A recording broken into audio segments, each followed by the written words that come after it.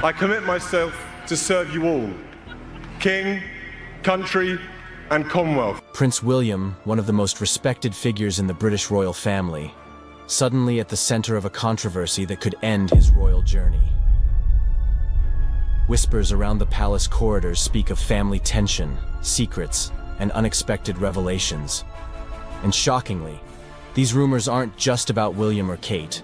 They're about her sister, Pippa Middleton. Sources suggest that Pippa has come forward with information so astonishing, it's causing ripples throughout the entire royal household. What could have been uncovered that would place Prince William on the edge of exile from his royal duties? Could this revelation really have the power to shake the monarchy to its core? Let's uncover the details behind this bombshell that's throwing the future of the British throne into question. Prince William has captivated the world's attention as a royal with a unique blend of tradition and modernity. As the Prince of Wales, he stands not only as the heir apparent to the British throne, but also as a symbol of continuity for a monarchy facing unprecedented scrutiny and change. From his childhood, spent in the intense spotlight, to his role as a husband and father, William's journey has been one of adaptation, resilience, and a balancing act between duty and personal life. This story, however, is far from straightforward, as countless rumors and public debates circle around his life, his role in the family, and what his future might hold for the British monarchy. William's position as the eldest son of King Charles III and the late Princess Diana meant he was always destined for a life in the public eye. The world witnessed his early years alongside his mother, who famously reshaped the image of the royal family with her compassion and candor. Diana's tragic death left an indelible mark on William, shaping him into a figure known for his composure, thoughtfulness, and dedication to causes that mattered to her.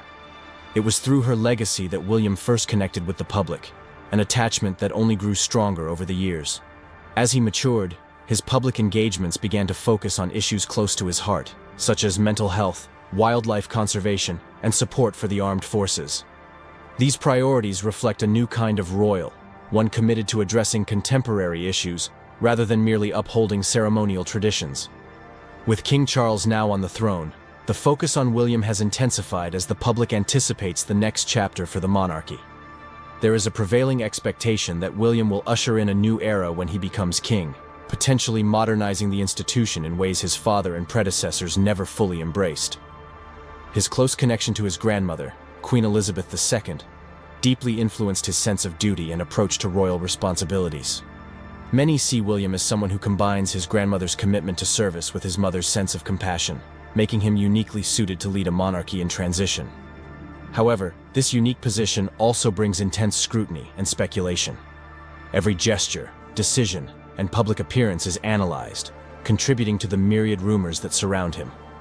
The relationship between William and his younger brother, Prince Harry, has been one of the most discussed and debated aspects of his personal life. Once famously close, the brothers have, by all accounts, experienced a significant rift, particularly following Harry's decision to step back from royal duties and move to the United States with his wife, Meghan Markle. Their split has fueled countless stories and public fascination, with fans and the media dissecting every move to interpret where the brothers stand. While William has largely remained silent on the matter, his silence itself has led to speculation, with some seeing it as a sign of restraint and focus on his own responsibilities. Despite the strain, those close to William suggest that he remains deeply committed to his duties and the institution, often taking a measured approach that prioritizes the stability and future of the monarchy over personal grievances. William's marriage to Catherine, Duchess of Cambridge, has further solidified his image as a stable and relatable figure. Together, they present a modern royal family that resonates with the British public. Kate's warmth and elegance have endeared her to many, and her ability to handle the intense media spotlight with poise complements William's more reserved demeanor. Over the years, their relationship has become a focal point for the monarchy, with many seeing them as a steadying influence during a time of immense change. Their public appearances, as well as their dedication to causes such as early childhood education, mental health, and the environment, have helped shape the narrative of a monarchy that is more connected to the people and the issues of today. As parents, William and Kate have made it a priority to give their children as normal a life as possible. a stark contrast to William's own highly publicized childhood. This approach reflects their desire to create a grounded environment for their children, preparing them for a future that will undoubtedly bring its own set of challenges and responsibilities. Rumors surrounding William's future as king often delve into whether he will continue the traditional model of monarchy or embrace more progressive reforms. Some royal experts believe William is prepared to modernize the institution, focusing on service over pageantry and reducing the overall footprint of the monarchy. His recent decisions and public statements have suggested a commitment to this streamlined approach. He has shown an interest in making the royal family more accessible, engaging in initiatives that address pressing social issues while fostering a deeper connection with the public. This modern approach may reflect the changing attitudes within British society, where support for the monarchy remains strong but is increasingly contingent on the institution's ability to remain relevant. William is acutely aware of this sentiment, and his actions seem to align with a vision of a monarchy that is more connected to the lives of everyday people. Public perception of William has largely been positive, especially in comparison to other members of the royal family who have faced criticism and controversy.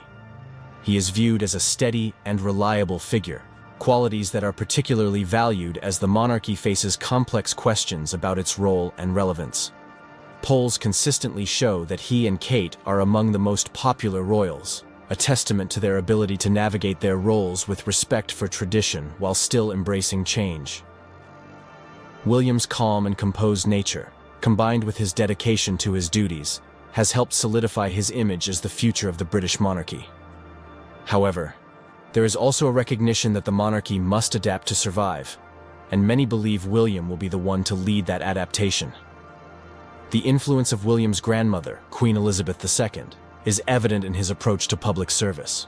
Her unwavering commitment to duty, even in the face of personal and public challenges, left a lasting impression on him. William has often spoken about the lessons he learned from her and how her example shaped his understanding of his role. As he prepares for his future as king, these lessons will likely guide his decisions, particularly as he faces the pressures of maintaining the monarchy in an era marked by rapid change and shifting public attitudes. William's deep respect for the Queen's legacy suggests that he will honor her approach while also incorporating his own values and perspectives, creating a monarchy that respects tradition but is not afraid to evolve. The rumors surrounding William's plans for the monarchy hint at a reign that may be less ceremonial and more focused on tangible contributions to society. His interest in mental health, environmental protection, and social issues underscores his desire to use his platform for meaningful impact. This emphasis on service over ceremony resonates with a public increasingly skeptical of the monarchy's more opulent aspects. William's future reign could bring about a more accessible monarchy, one that reflects the values and concerns of the British people in a way that is both respectful of tradition and responsive to change. Such a direction would be in line with his own values, as well as those of a younger generation that demands transparency, authenticity, and relevance from its institutions. As William looks toward the future, the weight of expectation is immense, but so is his commitment to the role he was born to play. His life has been one of preparation, shaped by moments of intense joy, public scrutiny, and personal hardship. Through it all, he has demonstrated a resilience that will be essential for a reign that is likely to face unique challenges. His popularity, dedication to service, and understanding of the monarchy's role in modern society suggest that he is well equipped to lead. While rumors and speculation will undoubtedly continue, it is William's actions and decisions that will ultimately define his legacy. His journey is not only a reflection of his own character, but a testament to the enduring adaptability of the British monarchy, an institution that has withstood centuries of change by evolving with the times. In the end, Prince William's story is more than just one of royal duty. It is a narrative of growth, resilience, and a deep commitment to service. His future as king holds the promise of a monarchy that can honor its past while forging a path forward. William's legacy will likely be one that resonates not only within the walls of Buckingham Palace, but across a nation that, despite its challenges, still finds meaning in the continuity and tradition that he represents. As he navigates the complexities of his role, William's journey offers a vision of a monarchy that, while rooted in tradition, is unafraid to embrace change. In an ever-evolving world, This balance of old and new may be the key to the monarchy's enduring relevance, with William at its helm. The driver of Princess Diana, finally breaking his silence, shared chilling details live on TV that shook the world. I had to turn away, think about it, and then grip myself back and get on with what I was doing. Princess Diana's untimely and unusual injury, a mystery that has haunted us all, was revealed to be the cause of her tragic death.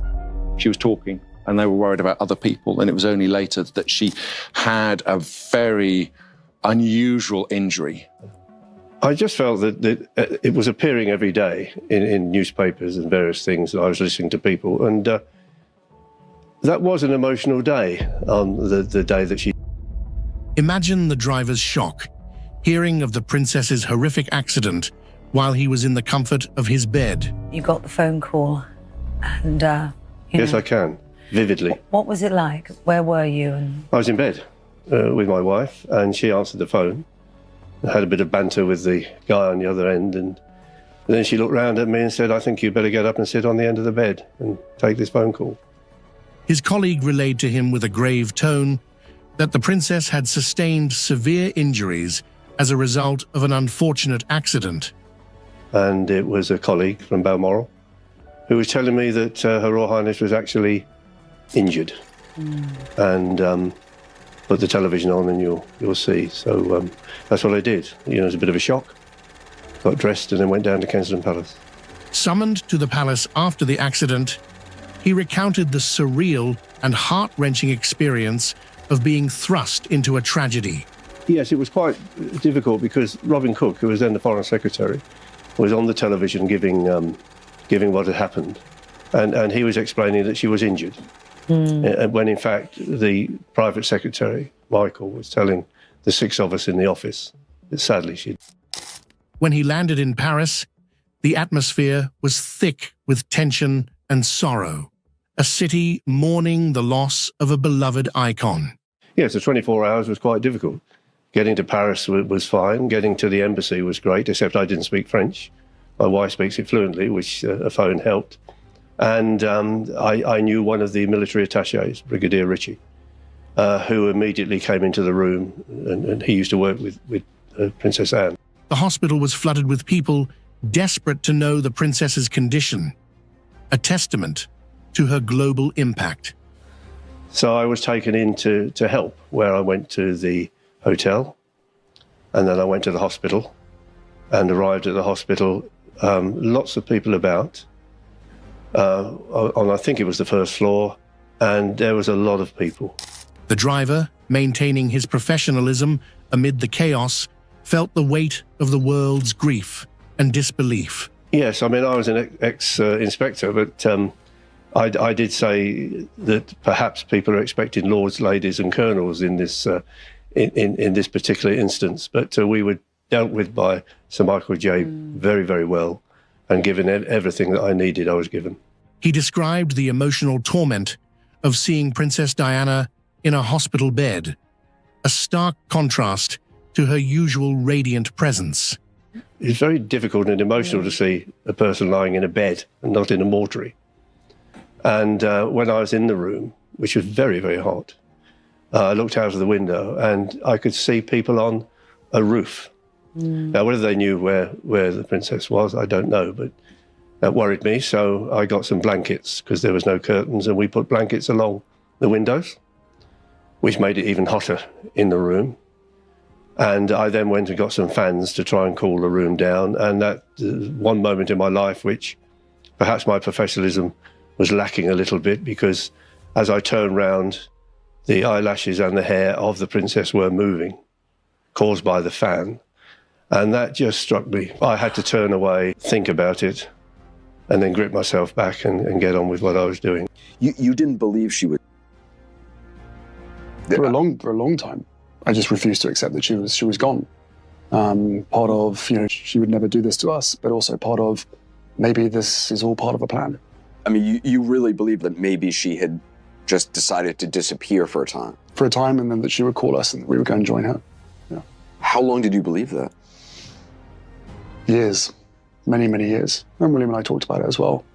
Mainly proof proof that she was in the car, proof that she was injured, and proof that the very paparazzi that chased her into the tunnel were the ones that were taking photographs of her lying half on the backseat of the car. You write, I hadn't been aware before this moment, talking about looking at the pictures of the crash scene, that the last thing Mummy saw on this earth was a flashbulb.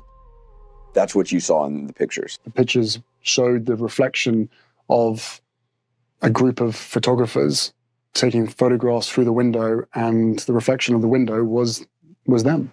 Conspiracy theories swirled around the accident, each more sinister than the last, demanding thorough investigation. I wasn't involved in the first examination, and of course she was then buried, so we didn't exhume her and have another look, but it was a review of all of the circumstances. There were so many conspiracy theories that needed to be looked at and properly examined. They were sort of glossed over a bit to begin with. So we went back and we did that. And so I looked obviously at the pathology, not just of Diana, but also of Henri Paul, who was the driver, and Dodie, who was her lover, and a guy called Trevor Rees-Jones, who was a security guard. So 4 people in that Mercedes. Now, if you have a crash at about 60 miles an hour in a Mercedes, you should walk away. And the thing I learned was that you put your seatbelt on, because Diana didn't have a seatbelt on. Dodie didn't have a seatbelt on. Henri Paul, the driver, didn't have a seatbelt on. Trevor Rees-Jones realised something was going wrong and just got his seatbelt on in time, because he lived to tell the tale. And when the car hit the bridge pillar, interestingly, the 13th pillar on the bridge, I mean, it adds to the conspiracy, doesn't it? It's got to be the 13th pillar. How the SAS managed to get them to hit the 13th pillar, I don't know. But, when they hit the pillar, Dodie hit the back of Henri Paul with a weight of about 3 elephants. And then Henri Paul hit the steering wheel. They were instantly. Diana wasn't badly injured. She'd broken an arm and had a couple of other little injuries. But, I mean, she should have survived, and she was partly protected by Rees-Jones, because she hit the back of his seat and was saved a bit. And in fact, when they arrived, they thought she was okay. She was talking, and they were worried about other people. And it was only later that she had a very unusual injury deep in the centre of her chest that no one knew was there. And when she became ill and collapsed, at that point, it became too late. And she after surgery. Despite her royal status, the driver fondly remembered Princess Diana's tremendous sense of humour, a light in the darkness. There is a line. You don't cross that line. You speak to when you're spoken to. And it is still very correct. She was still very royal. And yes, we were often together in the car, and it would be light conversation. She had a tremendous sense of humour. And wherever we went, I never had a crossword in the 2 years. Not one crossword. I think they went in too fast, but in the inquest that was sorted out. I've driven through the tunnel myself. There are stanchions in the tunnel, which if you can be taken a little bit by, if you're at 2 trains in a station, one moves out, you think you're moving. You go into fast where there's stanchions, it's getting a little bit worrying. So whatever happened, I perhaps a little bit too fast and being taken away with the lady in the back.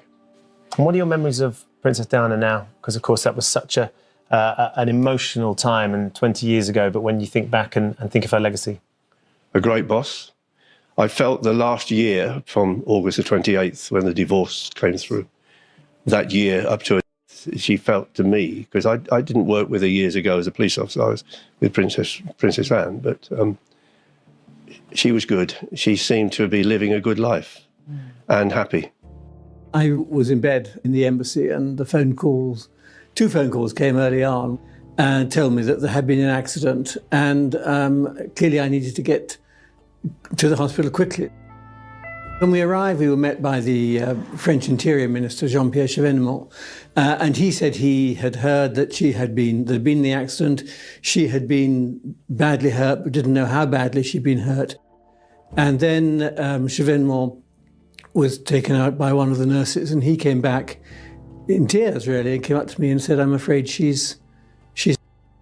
But then after we had heard that she had, then I was on the phone, clearly to Robin Janvin in Balmoral to tell him, so he could tell the royal family that she had, and also to Downing Street. It was just getting light.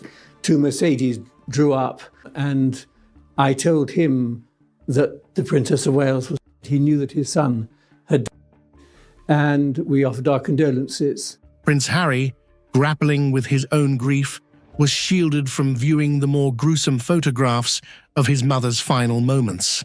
All I saw was the back of my mum's head, slumped on the back seat. There were other more gruesome photographs, but I will be eternally grateful to him for denying me the ability to inflict pain on myself by saying that, because that's the kind of stuff that sticks in your mind forever. There was a tremendous shock in the hospital at that stage. And certainly when I was told, and we were told that she had, we were aware that this was a profoundly moving moment for all those who had been involved. My wife and I went to Villacoublay, the official airport, to meet the Prince of Wales. He said how Prince William had wanted to go to church that morning, which was not, he said, something Prince William always wanted to do on a Sunday morning.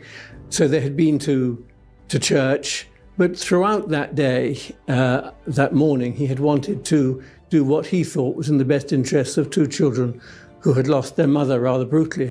The feeling I had from the conversation I had with the Prince of Wales and conversation I had later on with the Queen was the concern of a family who had lost a member of that family, and a family, in particular the Prince of Wales, who knew that his children had lost their mother. Curiously, the nation wanted to share their grief, it seems to me, with someone, and the person they wanted to share their grief with was the Queen. And when the Queen came to London, I think that was, in a sense, a cathartic moment for the royal family, and was a sense that the royal family and the Queen was responding to the grief which the nation felt. Catherine, Princess of Wales, affectionately known as Kate Middleton, unexpectedly collapsed in front of a horrified Prince William. The usually poised and graceful Duchess, who has long been a symbol of strength and elegance, left onlookers frozen in disbelief.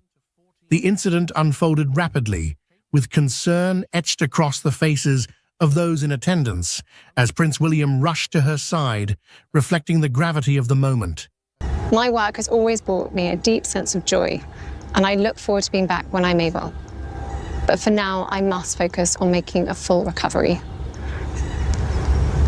At this time, I'm also thinking of all those whose lives have been affected by cancer. For everyone facing this disease, in whatever form, please do not lose faith or hope. You are not alone. Kate Middleton, the Duchess of Cambridge, has always been a symbol of elegance, strength, and poise, embodying the ideals of the British royal family. Known for her unwavering dedication to her royal duties and her ability to balance the demands of public life with motherhood, she has garnered admiration from millions across the globe. However, in recent months, troubling reports have emerged that have left both the public and the royal family deeply concerned.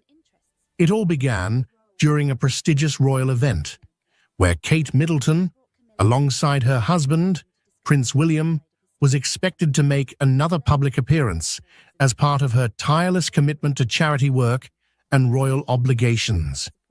The Duchess had long been known for her impeccable composure during these events, often showing little sign of fatigue or stress despite her packed schedule.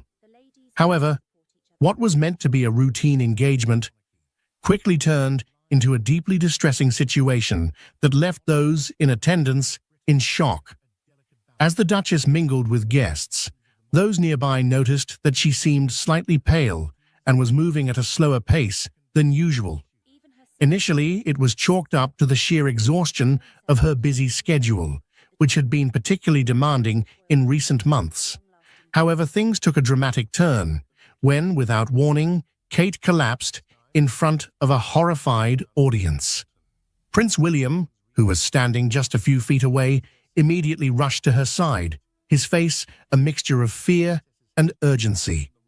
The crowd fell into a tense silence, the joyous atmosphere instantly replaced by anxiety and concern. Royal aides and security personnel acted quickly, ushering the Duchess away from the crowd and into a nearby room where medical personnel had been summoned. The event was swiftly cancelled, and the media were asked to show restraint, although whispers of the incident quickly began circulating through the corridors of Buckingham Palace and beyond. Within hours, the news had broken, and concerns for Kate Middleton's health dominated headlines across the world. The collapse sparked an immediate response from the royal family, and questions began to surface about Kate's well-being. While the palace initially downplayed the severity of the situation, stating that the Duchess had merely been feeling unwell and was advised to rest, further reports soon indicated that the issue might be far more serious than previously thought. Speculation began to grow about the nature of her health struggles, with some pointing to the immense pressure she had been under in her role as a senior royal, while others suggested that there might be an underlying medical condition contributing to her collapse. In the days following the event, sources close to the royal family confirmed that Kate had undergone a series of medical tests to determine the cause of her sudden collapse. The results, while not immediately disclosed to the public, reportedly raised alarms within the royal household. It was later revealed that doctors had discovered a troubling issue, one that had been hidden from public view for some time. Kate Middleton had been quietly battling a serious health condition, and there were growing concerns that it might be cancer. The news sent shockwaves through both the British public and the wider world, as the idea that someone as beloved and high-profile as the Duchess could be facing such a daunting challenge seemed almost unthinkable. For years, Kate had maintained a healthy and active lifestyle, often seen jogging, playing tennis, and staying involved in numerous charitable causes related to physical and mental health. The revelation that she might be suffering from a potentially life-threatening illness left many in disbelief. While the royal family has traditionally been private about health matters, the severity of the situation forced them to address the growing speculation. In a carefully worded statement, the palace confirmed that Kate had indeed undergone further medical evaluations, and while they did not confirm a specific diagnosis, they acknowledged that she was facing a significant health issue. The statement reassured the public that Kate was receiving the best possible care and that her doctors were closely monitoring her condition. The lack of details in the palace's statement only fueled further speculation. Media outlets around the world began reporting that Kate Middleton might be suffering from a form of cancer, although no specific type had been confirmed. Some reports suggested that she had been diagnosed with an early stage of the disease and that her prognosis was good, while others speculated that her condition might be more advanced than initially thought. The truth, however, remained closely guarded by the royal family, leaving the public to grapple with the uncertainty of the situation. As Kate Middleton continued her recovery, the public's admiration for her only grew. She had faced one of the most difficult challenges of her life with grace and courage, and her resilience had touched the hearts of many. While the future remained uncertain, one thing was clear: Kate Middleton was a fighter, and she would continue to face whatever challenges came her way with the same strength and determination that had made her such a beloved figure in the first place. Throughout her ordeal, Kate had remained focused on her family, particularly her 3 young children, George, Charlotte, and Louis. As a mother, her greatest concern had always been for their well-being, and she had worked tirelessly to ensure that they remained happy and secure, despite the challenges she was facing. Prince William had also played a pivotal role in supporting both Kate and their children, ensuring that their family life remained as normal as possible during this difficult time. In a poignant moment that tugs at the heartstrings, Kate Middleton, the Duchess of Cambridge, shared a deeply emotional embrace with a young girl in a touching act of compassion. This story, both heartwarming and heart-wrenching, unfolds as we explore the powerful reason behind this heartfelt gesture, a reason that is bound to move you to tears. Join us as we delve into this extraordinary act of kindness and the profound impact it had on both the young girl and those who witnessed it. This is a story of empathy, connection, and the remarkable ways in which simple gestures can leave an enduring legacy. I wanted to take this opportunity to say thank you personally for all the wonderful messages of support and for your understanding whilst I've been recovering from surgery. It has been an incredibly tough couple of months for our entire family, but I've had a fantastic medical team who have taken great care of me, for which I'm so grateful. In January, I underwent major abdominal surgery in London, and at the time, it was thought that my condition was non-cancerous. Kate Middleton, the Duchess of Cambridge, is renowned not only for her role within the British royal family, but also for her profound ability to connect with the public.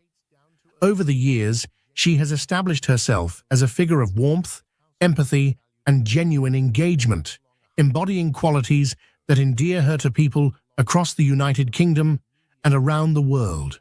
Her interactions with individuals, her dedication to charitable causes, and the reciprocal affection she receives from the public reflect the depth of her character and the positive impact she has made. From the outset of her public life, Kate Middleton has been recognized for her exceptional ability to interact with people on a personal level. Her approachability and warmth have become defining features of her public persona.